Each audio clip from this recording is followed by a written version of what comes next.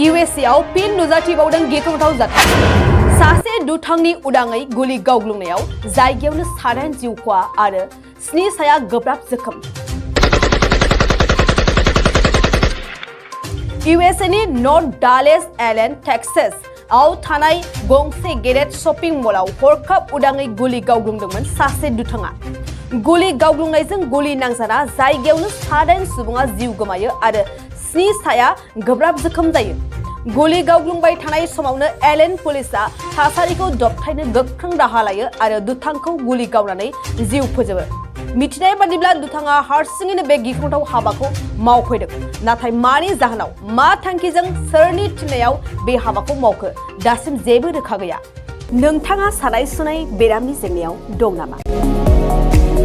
जुदि नोंथाङा देहायाव सानाय सुनायजों भुगिनांगासिनो अब्ला नोंथांनि थाखाय गोजोनथाव खौरां नोंथांनि थाखाय दं एसआई न्यूरो थेरापि सेन्टार बे थेरापि सेन्टाराव नोंथाङा गोरलैयैनो सानाय सुनाय बेरामखौ फाहामथाय लानो हागोन ट्रिटमेन्ट पाइছো লগে লগে মোৰ মন শৰীৰটো মানে একদম ফ্ৰী হৈ গৈছে খোজ কৰাত খুব অসুবিধা আছিল ওপৰৰ সাইডটো মোৰ একেবাৰে মানে বহুত বেয়া আছিল মানে খোজ কাঢ়িব মানে ভালকৈ পৰা নাছিল ইয়াত মোটামুটি 3 দিন আহিয়ে মই ভালকৈ খোজ কাঢ়িব পৰা হৈছো सिं सानाय आफादावरि सानाय मोदोम जरा सानाय आइजोफोरनि जेंना खर' सानाय बायदि बायदि बेरामखौ बे सेन्टाराव फाहामनाय जायो